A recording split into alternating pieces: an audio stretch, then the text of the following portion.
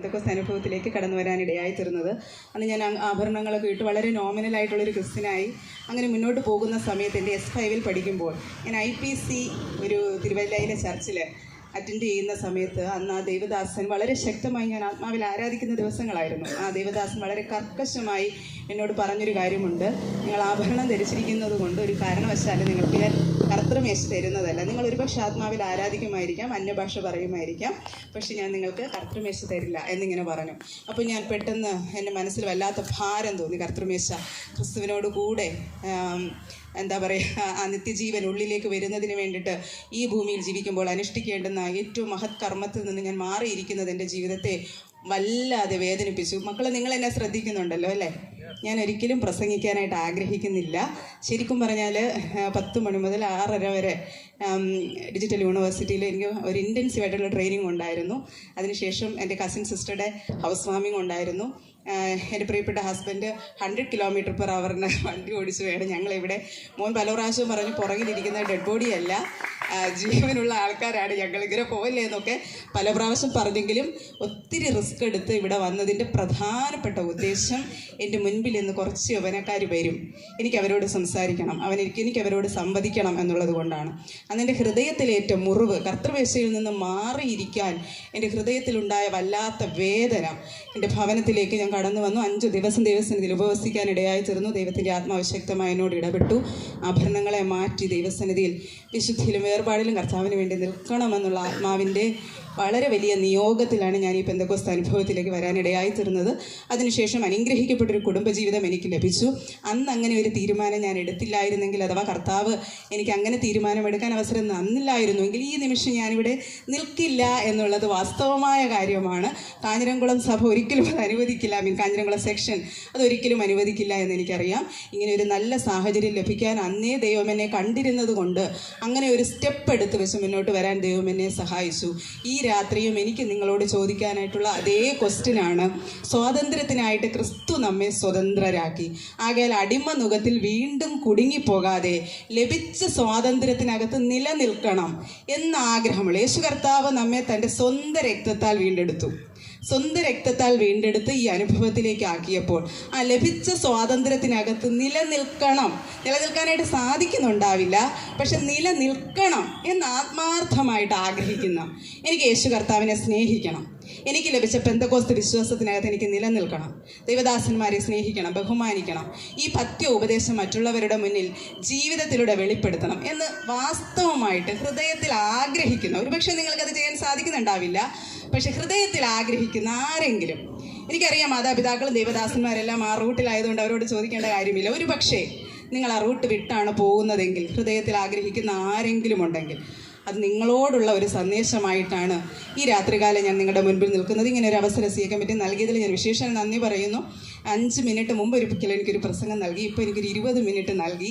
വളരെ സന്തോഷം ഇങ്ങനെ ഒരു അവസരം നൽകിയതിൽ. വിശേഷാൽ നമുക്ക് നമ്മുടെ പ്രസ്ഥാനത്തിനകത്ത് ഇങ്ങനെയുള്ള കാര്യങ്ങളൊക്കെ നൽകി പ്രോത്സാഹിപ്പിക്കുന്നതിൽ വളരെ സന്തോഷമുണ്ട്. വിശേഷം IPSയുടെ ഒരു ഡിസ്ട്രിക്ട് സെമിനാറിന് വേണ്ടിയിട്ട് കഴിഞ്ഞ ദിവസം എന്നെ ക്ഷണിച്ചു. കുറച്ച് കഴിഞ്ഞപ്പോൾ എന്നെ വിളിച്ച് പറഞ്ഞു സാധിക്കത്തില്ല, കാരണം IPSയിലുള്ളവർ IPSക്കാരെ കൊണ്ട് പ്രസംഗിപ്പിക്കുകയാണ് പതിവ്.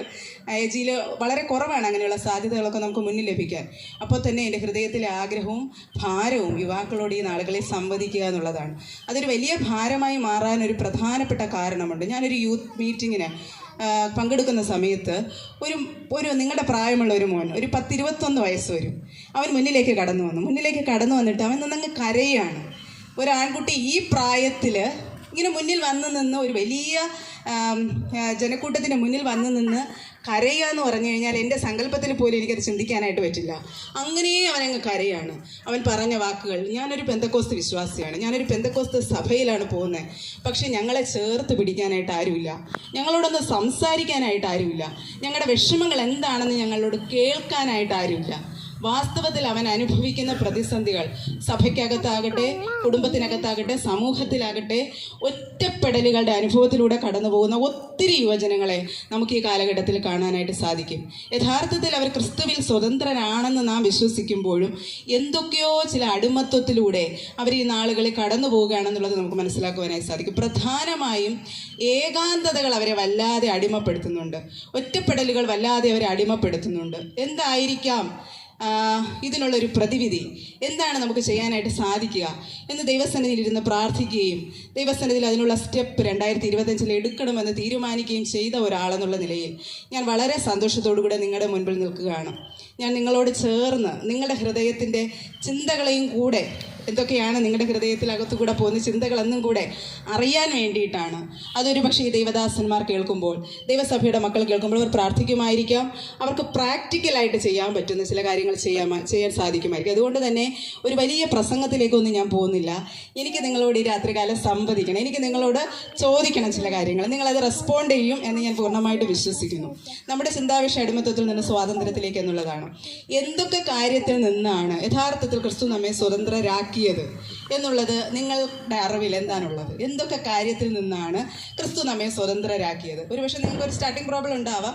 സോ അതിനകത്ത് മാത്യു സാറിനും ഒക്കെ അവരെ ഒന്ന് ഉത്സാഹിപ്പിക്കാൻ വേണ്ടി ഒരു ആൻസർ പറഞ്ഞാൽ ബാക്കിയുള്ളവർ പാർട്ടിസിപ്പേറ്റ് ചെയ്യുമെന്ന് വിചാരിക്കുന്നു.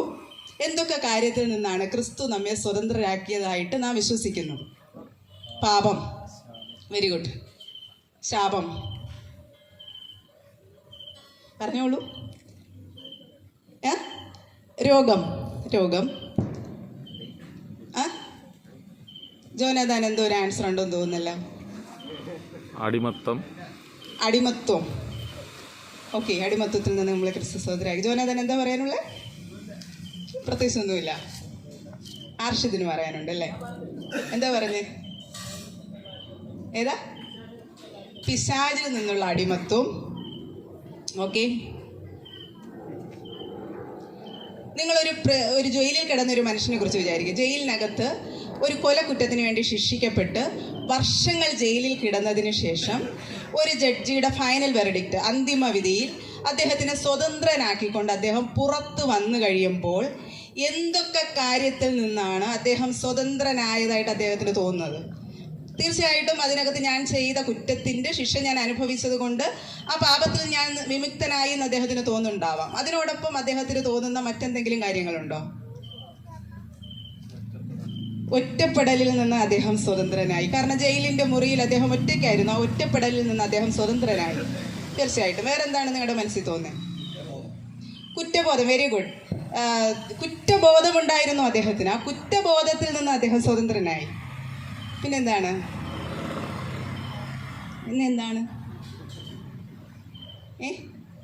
അദ്ദേഹത്തിന് ഭയമുണ്ടായിരുന്നു. ആ ഭയത്തിൽ നിന്ന് അദ്ദേഹം സ്വതന്ത്രനായി. പിന്നെ എന്തിൽ നിന്നാണ് അദ്ദേഹം സ്വതന്ത്രനായത്? ഒന്നുകൂടെ പറയാമോ? നിയമങ്ങൾ, വെരി ഗുഡ്. നിയമത്തിൽ നിന്ന് അദ്ദേഹം സ്വതന്ത്രനായി. സോ യേശു ക്രിസ്തുവിലുള്ള സ്വാതന്ത്ര്യം നമ്മൾ സാധാരണ കേൾക്കുന്നത് പോലെ എപ്പോഴും നമ്മൾ കേൾക്കുന്ന ഒരു സ്റ്റേറ്റ്മെൻറ്റാണ്. പാപത്തിൽ നിന്നും ശാപത്തിൽ നിന്നും രോഗത്തിൽ നിന്നും നമ്മൾ സ്വതന്ത്രരായി എന്ന് പറയുന്ന അതേ ഇൻസ്റ്റൻറ്റിൽ നമുക്ക് ചിന്തിക്കാൻ പറ്റുന്ന മറ്റൊരു കാര്യമാണ് കുറ്റബോധത്തിൽ നിന്ന് നാം സ്വതന്ത്രരായി എന്നുള്ളത്. ഭയത്തിൽ നിന്ന് നാം സ്വതന്ത്രരായി. നമ്മെ കുടുക്കിയിട്ടിരുന്ന നിയമങ്ങളിൽ നിന്ന് നാം സ്വതന്ത്രരായി. ഇന്നും ഇതിനകത്ത് നിന്ന് സ്വാതന്ത്ര്യം പ്രാപിച്ച് പുറത്തു വരാൻ കഴിയാത്തതാണ്. ഒറ്റപ്പെടലിൽ നിന്ന് നാം സ്വതന്ത്രരായി. എന്നാൽ ആ ഒരു സ്വാതന്ത്ര്യ അനുഭവം അനുഭവിച്ചറിയാൻ കഴിയാത്തത് കൊണ്ടാണ് ഇന്നത്തെ ജനറേഷൻ കൂടുതലും ഈ ഡിപ്രഷനിലേക്ക് പോകാനായിട്ടൊക്കെ ഇടയായിത്തീരുന്നു. നാം അത് നന്നായിട്ട് മനസ്സിലാക്കണം. നാം ഒരു പാപം ചെയ്തു, വാസ്തവമായും നാം പാപം ചെയ്ത് ദൈവസന്നിധിയിൽ നാം അറിയാതെ ചെയ്ത ആ പാപത്തിന് ദൈവസന്നിധിയിൽ എന്താണ് മാപ്പപേക്ഷിച്ചു, ദൈവം നമ്മോട് ക്ഷമിച്ചു എന്നുള്ളൊരു ഉത്തമ ബോധ്യം നമുക്ക് ലഭിച്ചിട്ടും നാം പിന്നെയും ആ പാപത്തിന് പിന്നാലെ പോകാൻ വേണ്ടിയിട്ടുള്ള കാരണമായ കുറ്റബോധത്തെ നമ്മുടെ ഉള്ളിലേക്ക് കൊണ്ടുവരുന്നത് പിശാചിൻ്റെ ഒരു തന്ത്രമാണെന്ന് നാം മനസ്സിലാക്കണം. ഒരിക്കൽ നാം ഒരു തെറ്റ് ചെയ്തു, നാം ദൈവസന്നിധിയിൽ മാപ്പപേക്ഷിച്ചു, നാം അതിൽ നിന്ന് ഫ്രീ ആയെന്ന് തോന്നുമ്പോൾ പിശാച് എന്താ നമ്മുടെ മനസ്സിൽ തോന്നിക്കുന്നത്? ആ കുറ്റത്തിൽ നിന്ന് നീ സ്വതന്ത്രനായില്ല എന്നുള്ളൊരു കുറ്റബോധം നമ്മുടെ ഉള്ളിലിട്ടേക്കുന്നത് അതൊരു പിശാചിൻ്റെ ടൂളാണ്. അപ്പം നമുക്ക് 100% കോൺഫിഡൻസ് വേണം. ഒരിക്കൽ നാം പാപം ചെയ്തു, ആ പാപത്തിൽ നിന്ന് ക്രിസ്തു നമ്മെ സ്വതന്ത്രരാക്കി. ഇനിയും ആ പാപത്തിലേക്ക് നാം കുടുങ്ങിപ്പോകരുത്. അതിന് ഈ കുറ്റബോധം ഒരു കാരണമാകരുത്. എന്തുകൊണ്ട് ഞാൻ അങ്ങനെ പറയുന്നത് ചോദിച്ചു കഴിഞ്ഞാൽ, ഈ കുറ്റബോധം കാരണം ഒരു മദ്യപിച്ചിരുന്ന ഒരു വ്യക്തി പാപത്തിൽ നിന്ന് ക്ഷമ പ്രാപിച്ചു. എന്നാൽ അദ്ദേഹത്തിന് ഏതൊക്കെയോ വാക്കുകൾ കേട്ടിട്ട് വീണ്ടും തന്നിൽ ആ കുറ്റബോധമുണ്ടായി. വീണ്ടും എന്താണ്, അദ്ദേഹം വീണ്ടും മദ്യപിക്കാനായിട്ട് ശ്രമം നടത്തുന്ന ഒരനുഭവത്തിലേക്ക് പോയാൽ വീണ്ടും നാം എന്ത് ചെയ്യാണ്? പാപം ചെയ്യുകയാണ്. നാം ഒരിക്കൽ മയക്കുമരുന്ന്, ഒരുപക്ഷെ ഏതെങ്കിലും സാഹചര്യത്തിൽ നമ്മുടെ കയ്യിൽ കിട്ടിയൊരു മയക്കുമരുന്ന് നമ്മൾ ഉപയോഗിച്ചു. കർത്തൃമേശയ്ക്ക് വന്നിരുന്നപ്പോൾ നമുക്ക് മനസ്സിലായി അത് തെറ്റാണെന്ന് മനസ്സിലായി. നാം ഇനി ഒരിക്കലും അത് ചെയ്യില്ല എന്ന് അന്ന് കേട്ട മെസ്സേജിലൂടെ നാം ഒരു തീരുമാനമെടുത്തു. വീട്ടിൽ പോകുന്ന സമയത്ത് ഒരുപക്ഷെ കൂട്ടുകാരന്മാർ നമ്മളോട് നീ അന്ന് അങ്ങനെ ചെയ്തവനല്ലേടാ, നീ ഇങ്ങനത്തെ ഒരു വ്യക്തി അല്ലേ എന്നുള്ളൊരു ക്വസ്റ്റ്യൻ ആരെങ്കിലും നമ്മളോട് ചോദിക്കുമ്പോൾ ആഹാ അങ്ങനെ ആയിരുന്നല്ലോ ഞാൻ എന്നുള്ളൊരു കുറ്റബോധം നമ്മെ വീണ്ടും വേട്ടയാടാനായി തുടങ്ങിയിട്ട് നാം വീണ്ടും അതിൻ്റെ പിന്നാലെ പോകാൻ തുടങ്ങിയാൽ അത് വീണ്ടും നാം എന്താണ്, അടിമനുഖത്തിൽ കുടുങ്ങുന്നതിന് തുല്യമാണ്. അങ്ങനെ പോകാനായിട്ട് പാടുള്ളതല്ല. ആ കുറ്റബോധത്തെ ജയിക്കാനായിട്ട് നമുക്ക് സാധിക്കണം. ദൈവം നമ്മോട് ഒരിക്കൽ ക്ഷമിച്ചാൽ അത് ക്ഷമിച്ചത് തന്നെയാണ്. യോസേഫ് ബൈബിളിലെ ഏറ്റവും അനുഗ്രഹിക്കപ്പെട്ടൊരു കഥാപാത്രമാണ്. യോസേഫിൻ്റെ ലൈഫിൽ എവിടെയെങ്കിലും പാപം ചെയ്തിട്ടുള്ളതായിട്ട് ബൈബിളിൽ എഴുതിയിട്ടുണ്ടോ? നിങ്ങൾ കണ്ടോ? യോസേഫിനെ കുറിച്ച് അങ്ങനെ പാപം ചെയ്തിട്ടുള്ളതായിട്ടൊന്നും എഴുതിയിട്ടില്ല. പക്ഷെ ദാവീദിനെ സംബന്ധിച്ചിടത്തോളം ദാവീദ് എത്രയോ പാപങ്ങളാണ് ചെയ്തു കൂട്ടിയത്. എന്നാൽ ദാവീദ് ദൈവസന്നിധിയിൽ വന്ന് ക്ഷമ ചോദിച്ചപ്പോൾ ദാവീദിന് ആ പാപങ്ങളെല്ലാം ദൈവം ക്ഷമിച്ചു കൊടുത്തു. എന്നെ എപ്പോഴും ചിന്തിപ്പിച്ചൊരു കാര്യം, യോസേഫിൻ്റെ പുത്രനായ യേശു കർത്താവ് എന്നല്ല യേശു കർത്താവിനെ പറയുന്നത്. ഒരിക്കൽ പാപം ചെയ്ത ആ പാപത്തിന് ക്ഷമ പ്രാപിച്ച ദാവീദിൻ്റെ സന്തതിയായ യേശു കർത്താവെന്ന് യേശു കർത്താവ് വിളിക്കപ്പെടാൻ ലജ്ജിച്ചില്ല.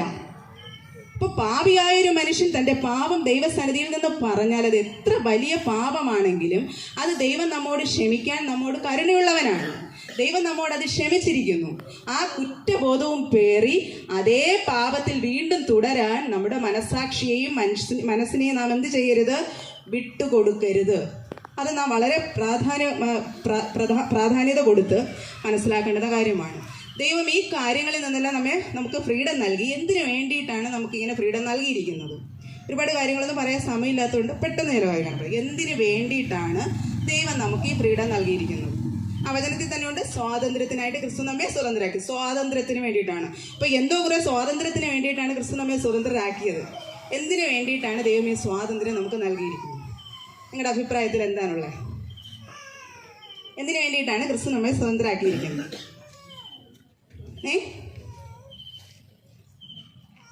ഗലാത്യ ലേഖനത്തിൽ പറയുന്നു, സ്വാതന്ത്ര്യത്തിനായിട്ട് ക്രിസ്തു നമ്മെ സ്വതന്ത്രരാക്കി. ശരിയാണ്. ഈ സ്വാതന്ത്ര്യം എന്തിനവസരമാക്കരുത്? എന്താണ്? ജഡത്തിന് അവസരമാക്കരുത്. ഈ സ്വാതന്ത്ര്യം ജഡ അഭിലാഷങ്ങൾക്ക് അവസരമാക്കരുത്. അപ്പോൾ ക്രിസ്ത്യാനിറ്റിയിൽ സ്വാതന്ത്ര്യം ലഭിച്ചു കഴിഞ്ഞാൽ എന്തും ചെയ്യാനുള്ളൊരു പെർമിഷൻ അല്ലത്. Be holy, freedom to be holy, വിശുദ്ധനായിരിക്കാനുള്ള സ്വാതന്ത്ര്യമാണ് ദൈവം നമുക്ക് നൽകുന്നത്. ജഡത്തിന് അവസരം കൊടുക്കാതിരിക്കാൻ, ആത്മാവിൽ ജീവിക്കാനുള്ളൊരു സ്വാതന്ത്ര്യമാണ് ദൈവം നമുക്ക് നൽകുന്നത്. അതുകൊണ്ട് പൊങ്ങി വന്ന് നമ്മോട് പറയുന്ന എല്ലാ കാര്യങ്ങളും ചെയ്യാനായിട്ട് പാടുള്ളതല്ല. ഈ ജനറേഷനിൽ ഞാൻ ഫേസ് ചെയ്തിട്ടുള്ള ഏറ്റവും പ്രധാനപ്പെട്ട ക്വസ്റ്റ്യൻസ് ഒന്നെന്ന് പറയുന്നത് എന്താണ്? സിനിമ കാണാവോ? സിനിമ കാണാൻ പാടില്ല എന്നുള്ളത് പരിശുദ്ധാത്മാവ് എന്നോട് സംസാരിച്ച കാര്യമാണ്. ഞാൻ ഒത്തിരി സിനിമകൾ രാത്രി ഒന്നും ഉറങ്ങാതെ കണ്ടുകൊണ്ടിരുന്ന ആളായിരുന്നു. ഇപ്പോൾ പരിശുദ്ധാത്മാവ് വന്നു കഴിഞ്ഞപ്പോഴത്തേക്കും അത് എൻ്റെ ഹൃദയത്തിനകത്തു നിന്ന് ആഗ്രഹം പ്ലക്ക് ചെയ്ത് മാറ്റി. എനിക്കത് വല്ലാത്ത വെറുപ്പായി മാറി. അപ്പോൾ അതെൻ്റെ അനുഭവമാണ്. പക്ഷേ അനുഭവം വെച്ചിട്ട് എനിക്ക് ആൾക്കാരോടും പറയാനായിട്ട് പറ്റുന്നില്ല. അങ്ങനെ ഇരിക്കുമ്പോഴാണ് ഒരു ദൈവദാസനെ ഞാൻ കണ്ടത്. അദ്ദേഹം തിയേറ്ററിൽ സിനിമ കണ്ടുകൊണ്ടിരുന്ന സമയത്ത് പരിശുദ്ധാത്മാവ് അദ്ദേഹത്തിനോട് ഇടപെട്ടു. നീ ചെയ്തുകൊണ്ടിരിക്കുന്നത് പാപമാണ്, പെട്ടെന്ന് ഇവിടുന്ന് ഇറങ്ങി ഓടാൻ പറഞ്ഞു.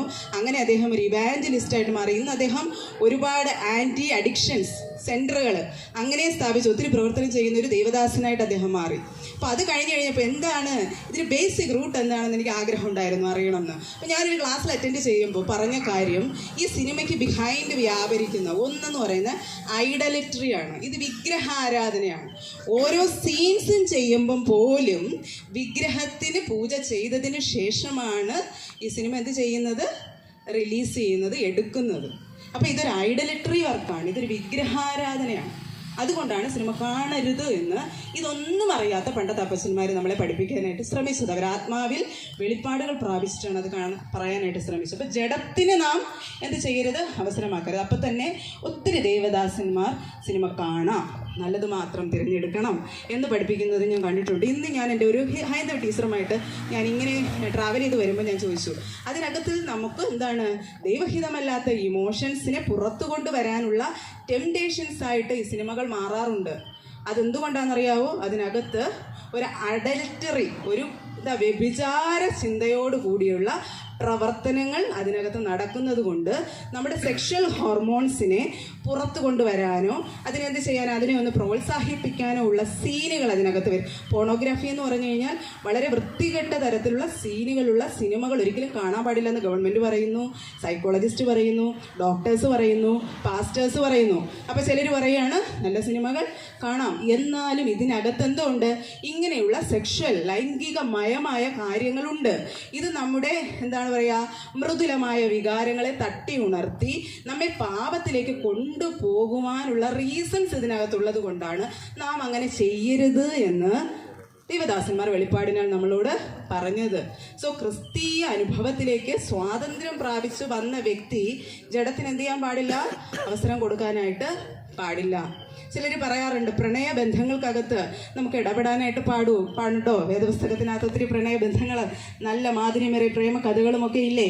അങ്ങനെയുള്ള അനുഭവങ്ങളിൽ പോലും നമ്മുടെ ചിന്തകളെ ആ തരത്തിലേക്ക് പിശാചിന് ഉപയോഗിക്കാൻ പറ്റുന്ന നിലവാരത്തിലേക്ക് കൊണ്ടുപോകാൻ, നമ്മുടെ ജഡ അഭിലാഷത്തിന് നമ്മെ ഒന്ന് ഉണർത്താനുള്ള തരത്തിലുള്ള പൈശാചികമായ ടൂൾസുകൾ അതിനകത്ത് പൊങ്ങി വരാമെന്നുള്ളത് കൊണ്ടും നാം ദൈവഹിതമല്ലാത്ത ബന്ധങ്ങളിനകത്ത് ഏർപ്പെട്ട് ജനിക്കുന്ന കുഞ്ഞുങ്ങൾ വിശുദ്ധരാകില്ല എന്നുള്ളത് കൊണ്ടും വിശുദ്ധ വേദപുസ്തകം നമ്മെ അങ്ങനെ തന്നെ പഠിപ്പിക്കുന്നുണ്ട്. ഞാൻ വളരെ അടിവരയിട്ട് എപ്പോഴും ചിന്തിക്കുന്ന ഒരു കാര്യം, അവിശ്വാസിയുമായി ഇണയല്ല പിണ കൂടരുത് എന്ന് ദൈവത്തിൻ്റെ വചനത്തിൽ എഴുതിയിരിക്കുമ്പോൾ നാം ഒരു എന്താ പറയുക, നമ്മുടെ അതേ ആത്മീകമായ നിലവാരത്തിൽ നിൽക്കുന്നതിന് അല്പം പോലും താഴെ പോയി ഒരാളെ വിവാഹം കഴിക്കാനായിട്ട് പാടില്ല എന്ന് ചിന്തിക്കുന്ന ആളാണ് ഞാൻ. എത്രത്തോളം ശരിയാണെന്ന് എനിക്കറിയത്തില്ല. പക്ഷെ ഞാൻ ചിന്തിക്കുന്നത് എന്താ പറയുക, നമ്മൾ ആത്മീയമായിട്ട് ഇത്രയും ഉയർത്തി നിൽക്കുക. അപ്പം കുറച്ചല്പം ഈവൻ പെന്തക്കോസ്റ്റിലാണെങ്കിൽ പോലും ആത്മീയമായി ഈ ഒരു നിലവാരത്തിൽ നിൽക്കുന്ന ഒരാൾ നമ്മൾ രണ്ടുപേരുമായിട്ട് ഇങ്ങോട്ട് എന്ത് യോക്കെടുത്ത് വെക്കുമ്പോൾ എന്താ ചെയ്യുന്നത്, ഒരാളുടെ പുറത്തേക്ക് യോക്കിൻ്റെ ഭാരം കൂടുവാണ്. അവർക്കത് സഹിക്കാനായിട്ട് ചിലപ്പോൾ പറ്റണമെന്നില്ല. ആത്മീക ചിന്താഗതികൾ ഒരുപക്ഷെ ഒരുപോലെ പോകണമെന്നില്ല. അപ്പം തന്നെ കൃപാവരങ്ങൾക്ക് നമ്മുടെ ചിന്തകൾക്ക് വ്യത്യാസം ഉള്ളപ്പോൾ തന്നെ ഒരു ആത്മീക നിലവാരത്തിൽ നമുക്ക് മുന്നോട്ട് പോകാൻ പറ്റണമെന്നില്ല. നമുക്ക് ജനിക്കുന്ന കുഞ്ഞുങ്ങളെ ആത്മീക നിലവാരത്തിൽ വളർത്താൻ പറ്റണമെന്നില്ല.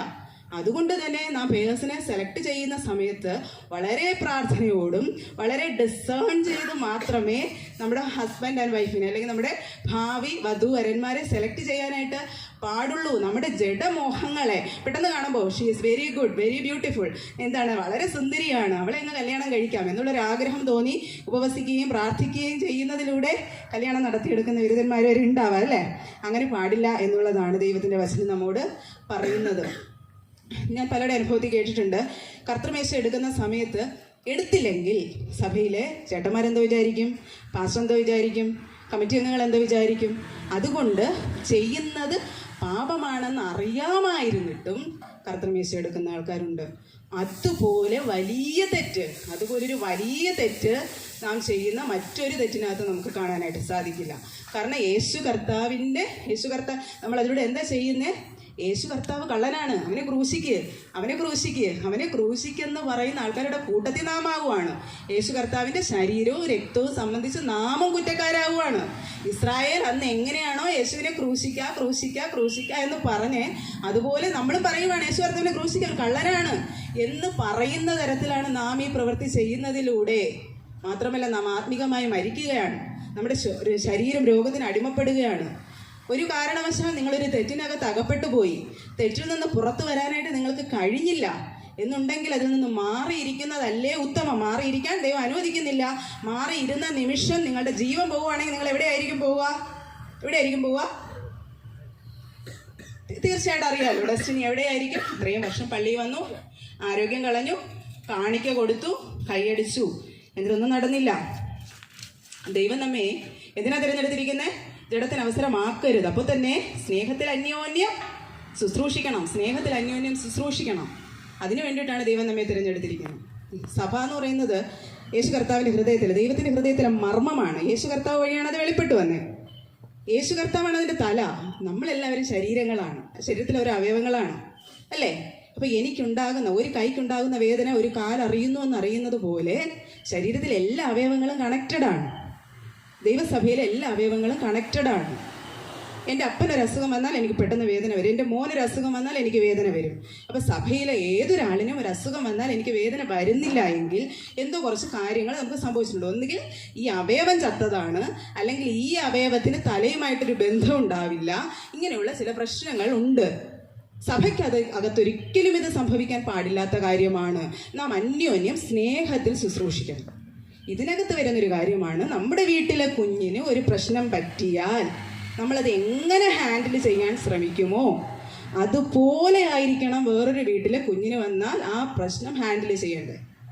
പണ്ടത്തെ ജനറേഷനിൽ ആൾക്കാർ കടന്നുപോയ പ്രതിസന്ധിയിലൂടെ അല്ല ഈ ജനറേഷനിലെ തലമുറ ഈ ജനറേഷനിലെ ആൾക്കാർ കടന്നു പോകുന്നത്.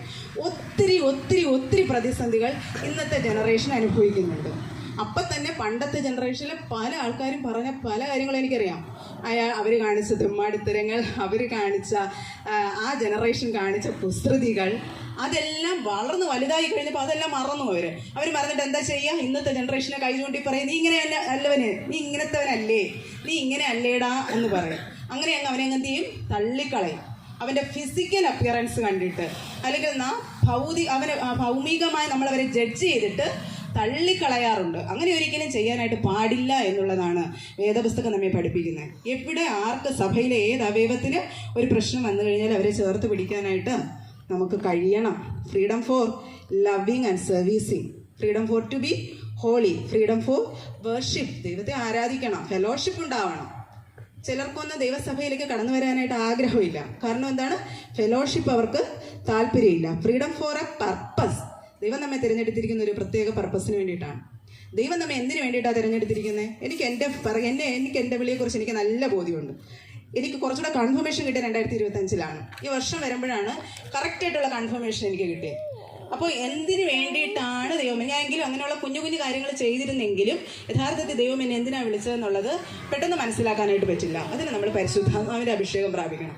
പരിശുദ്ധാത്മാവ് പ്രാപിച്ചു കഴിയുമ്പോൾ ജ്ഞാനത്തിൻ്റെയും പരിജ്ഞാനത്തിൻ്റെയും വെളിപ്പാടിൻ്റെയും ആത്മാവ് നമ്മുടെ ഉള്ളിലോട്ട് വരുമ്പോൾ നമ്മുടെ ഹൃദയ ദൃഷ്ടി എന്ത് ചെയ്യും?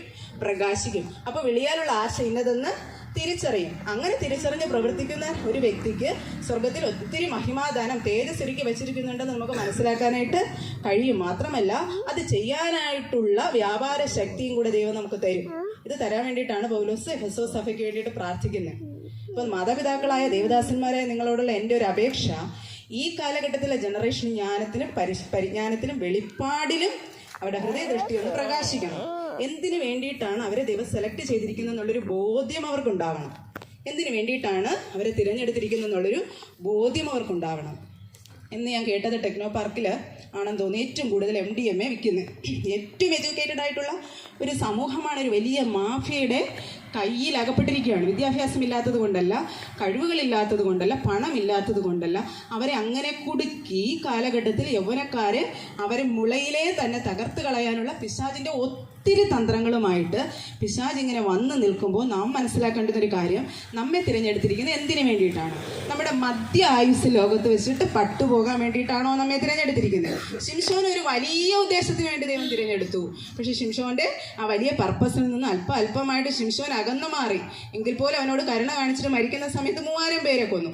എത്രയോ ഫെലിസ്തീനെ, തനിക്കെതിരായി വന്ന എത്രയോ വില്ലാളുകളെ കൊല്ലാനായിരിക്കാം ശിംശോനെ ദൈവം തിരഞ്ഞെടുത്തിരുന്നത്. എന്തിനായിരിക്കാം എന്നെ ദൈവം തിരഞ്ഞെടുത്തിരിക്കുന്നത്? ഈ കാര്യം നിങ്ങൾക്ക് നല്ല ബോധ്യമുണ്ടാവണം. ഈ കാര്യം നിങ്ങൾക്ക് നല്ല ബോധ്യമുണ്ടാവണം. പക്ഷെ ഈ പർപ്പസിൽ നിന്ന്, ദൈവത്തിൻ്റെ സന്നിധിയിലേക്ക് വരുന്നതിൽ നിന്ന്, വിശുദ്ധ ജീവിതം നയിക്കുന്നതിൽ നിന്ന്, മറ്റുള്ളവരെ സർവീസ് ചെയ്യുന്നതിൽ നിന്ന്, ദൈവം നമ്മെ തിരഞ്ഞെടുത്തിരിക്കുന്ന ദൗത്യത്തിൽ നിന്ന് നമ്മെ പിന്മാറ്റുന്നത്, അല്ലെങ്കിൽ നമുക്ക് എന്തുകൊണ്ടാണ്, എന്ത് ചലഞ്ചസ് കൊണ്ടാണ് ഇപ്പോഴത്തെ യൂത്ത് CA ക്യാമ്പിന് വരാത്തെ, ചർച്ചിൽ അറ്റൻഡ് ചെയ്യാത്തെ, അല്ലെങ്കിൽ എന്തെങ്കിലും? ഞാൻ കഴിഞ്ഞ സൺഡേ സ്കൂൾ ഭാഷണത്തിന് ശ്രദ്ധിച്ചൊരു കാര്യമുണ്ട്. റാലിക്ക് എല്ലാവരും ഭയങ്കര സന്തോഷമായിട്ട് ഇവൻ നടന്നു. പക്ഷേ റാലിയുടെ സമ്മാനം വാങ്ങാൻ പോലും അകത്ത് ആളില്ലായിരുന്നു. ഈവൻ ഒരു മെസ്സേജസും കേൾക്കാനായിട്ട് അകത്ത് ആളില്ലായിരുന്നു. എന്തുകൊണ്ടാണ് ചർച്ചിൽ നിന്ന് നമ്മൾ അകന്നു പോകുന്നത്? എന്തുകൊണ്ടാണ് പാസ്റ്റേഴ്സിൽ നിന്ന് നമ്മൾ അകന്നു പോകുന്നത്? എന്തുകൊണ്ടാണ് ഈ ബൈബിളിൽ നിന്ന് നമ്മൾ അകന്നു പോകുന്നത്? എന്ത് ചലഞ്ചാണ് നിങ്ങൾ ഫേസ് ചെയ്യുന്നത്? പറയാവോ? 1-2 പെട്ടെന്ന് ഞാൻ നിർത്തും. എന്ത് ചലഞ്ചാണ്? എന്തുകൊണ്ടാണ് നിങ്ങളിങ്ങനെ അകന്നു പോകുന്നത്? ഞാൻ എൻ്റെ നിരീക്ഷണത്തിൽ കുറച്ച് കാര്യങ്ങൾ മനസ്സിലാക്കിയിട്ടുണ്ട്. ശരിയാണോ എന്ന് അറിയത്തില്ല, ഞാൻ പറയാം. പക്ഷേ എന്തുകൊണ്ടായിരിക്കും? അഖിലിന് എന്തെങ്കിലും പറയാനുണ്ടോ? മൊബൈലാണ് എന്നെ അകറ്റുന്നത്. ഓക്കെ, മോനെന്താ പറഞ്ഞേ ജിബിനെ? എന്താ ജിബിൻ പറഞ്ഞേ? യൂത്തിന് സപ്പോർട്ട് ഇല്ലാത്തത് കൊണ്ടാണ്. നിങ്ങൾ ദേവദാസന്മാർ എന്നെ തെറ്റിദ്ധരിക്കരുത്. അവരോട് ഞാൻ നേരത്തെ പറഞ്ഞിട്ടൊന്നും അവരെ കൊണ്ടതോടെ ഇരുത്തിയതല്ല. ബട്ട് നമ്മുടെ CA അല്ലേ കുറച്ചൊക്കെ സപ്പോർട്ട് ചെയ്യുന്നുണ്ടല്ലേ? ചെറിയ ചെറിയ സപ്പോർട്ട് ചെയ്യാനായിട്ട് അവർ തുടങ്ങിയപ്പോൾ സാധാരണ നൈറ്റ് മീറ്റിങ്ങിനൊന്നും വരാത്ത യൂത്തൊക്കെ കാണാറുണ്ട്. അപ്പോൾ എന്താണ്, നമ്മളിന്ന് ക്യാമ്പ് ഫെയർ ഉള്ളതുകൊണ്ടും തട്ടുദോശ ഉള്ളതുകൊണ്ടാണോ വന്നേ?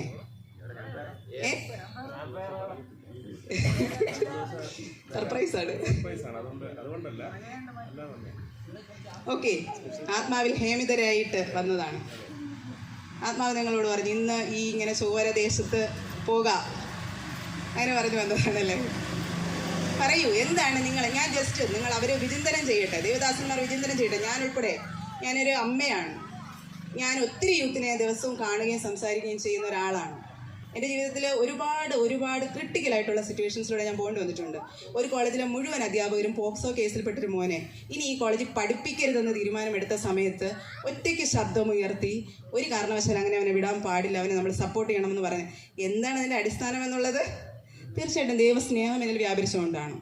എനിക്ക് അവനോട് സുവിശേഷം പറയണം, എനിക്ക് അവൻ ബൈബിൾ കൊടുക്കണം, എനിക്ക് അവന് നേരായ പാതിൽ. കാരണം അവൻ്റെ ജീവിതത്തിലെ സാഹചര്യങ്ങളാണ് അവനെ അങ്ങനെ ആക്കി മാറ്റിയത്. പിതാവില്ലാതെ വളർന്നു, മാതാവ് മറ്റൊരു അന്തരീക്ഷത്തിൽ ജീവിതം നയിച്ചു. അങ്ങനെ വന്നപ്പോഴത്തേക്കും അവൻ ആ പാപത്തിലേക്ക് തള്ളിയിടപ്പെട്ടതാണ്. അവനെ നമ്മളും കൂടെ തള്ളിയിട്ട് കഴിഞ്ഞാൽ അവൻ നാളെ പോയി സൂയിസൈഡ് ചെയ്യും. എന്നോട് ചോദിച്ചിട്ടുണ്ട് ചില ഫാമിലീസിനെ എന്തിനാണ് സപ്പോർട്ട് ചെയ്യുന്നത്. പലപ്പോഴും ഞാൻ ഒറ്റയ്ക്ക് ഒരുപാട് രാത്രികൾ ഉണർന്നിരുന്ന ചില സമയങ്ങളുണ്ട്. ചില കോളുകൾ, ചില മെസ്സേജുകൾ എനിക്ക് വരാറുണ്ട്. ചേച്ചി, എൻ്റെ ഹസ്ബൻഡിൻ്റെ വീട്ടിൽ നിന്ന് പോയി, ചേച്ചി പ്രാർത്ഥിക്കണം. ഒറ്റയ്ക്കിരുന്ന് ഞാൻ പ്രാർത്ഥിക്കാറുണ്ട്. ചിലരുടെ സ്റ്റാറ്റസ് കാണുമ്പോൾ ഹാങ്ങിങ്, എന്താ ഇങ്ങനെ കയറൊക്കെ ഇട്ടിട്ട് തൂങ്ങാൻ പോവാണെന്നുള്ള സിമ്പിൾസൊക്കെ കാണാറുണ്ട്. എന്താണ്? They are actually in temptation. അവർ പ്രലോഭനത്തിനകത്താണ്.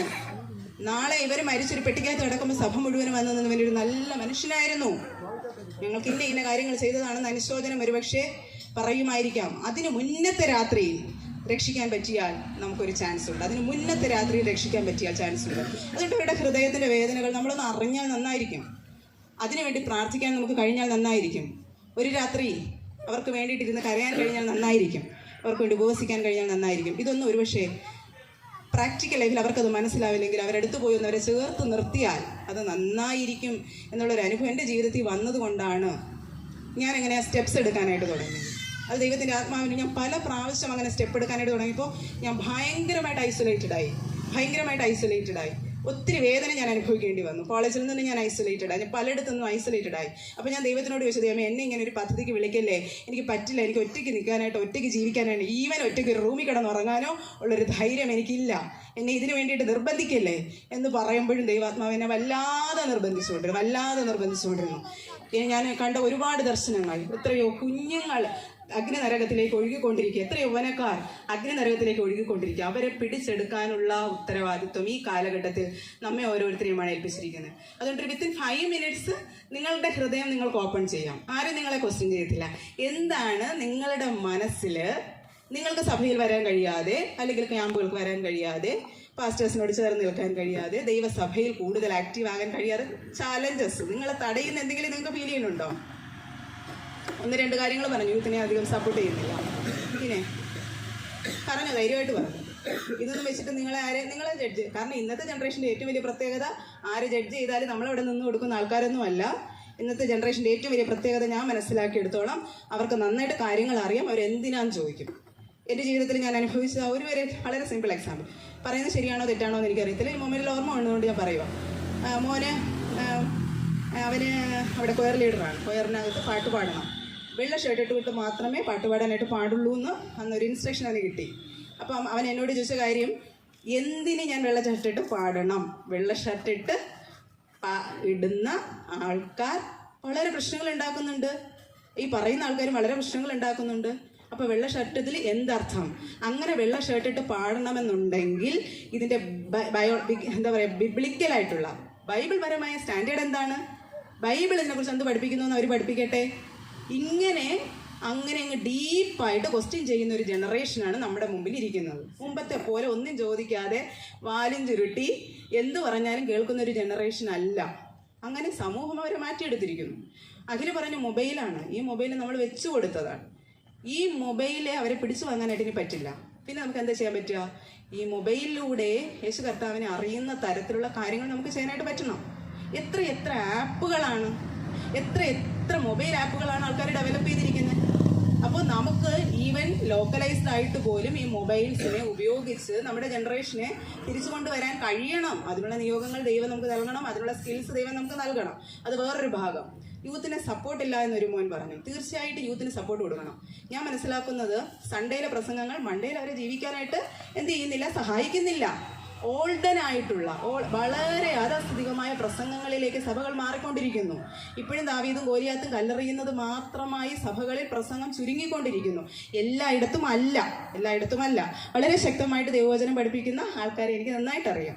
അപ്പോൾ അങ്ങനെയുള്ള ദൈവദാസന്മാർ നമ്മുടെ സെഷനിൽ ദൈവം നൽകിയിരിക്കുന്നത് ഓർത്ത് ഞാൻ ദൈവത്തിന് സ്തോത്രം ചെയ്യുന്നു. പക്ഷെ പല സ്ഥലങ്ങളിലും യാഥാസ്ഥിതികമായ പെന്തക്കോസ്ത് അനുഭവങ്ങളിലേക്ക് സഭ വഴുതി മാറിക്കൊണ്ടിരിക്കുന്നത് കൊണ്ട് ന്യൂജൻ ആൾക്കാർക്ക് അവരെ സപ്പോർട്ട് ചെയ്തതായിട്ട് തോന്നുന്നില്ല. യൂത്ത് സെൻറ്റേഡ് ആയിട്ടുള്ള ഒരു ദേവദാസൻ ഞങ്ങളുടെ സഭയിൽ കടന്നു വന്ന് പ്രസംഗിച്ച സമയത്ത് ഞാൻ അൺഎക്സ്പെക്റ്റഡ് ആയിട്ട് കണ്ടുവരിക. ഞാൻ ഒരിക്കലും അത് അപ്രതീക്ഷിതമായി എനിക്ക് തോന്നിയത്. എല്ലാ യൂത്തും അദ്ദേഹത്തെ അടുത്ത് പോയിട്ട് കെട്ടിപ്പിടിച്ച് എന്ത് ചെയ്യാണ്, അയാളോട് പ്രാർത്ഥനയ്ക്ക് അപേക്ഷിക്കുന്നു, സംസാരിക്കുന്നു.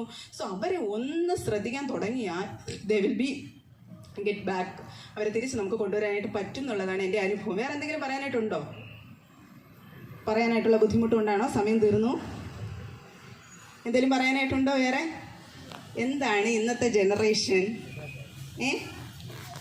ഈ ഇവർക്ക് സമയം കൊടുത്ത് പ്രശ്നമാക്കി ഇവർ നമ്മുടെ അങ്ങനെയൊന്നും നിങ്ങൾക്ക് തോന്നത്തില്ല എന്ന് ഞാൻ വിചാരിക്കുന്നു.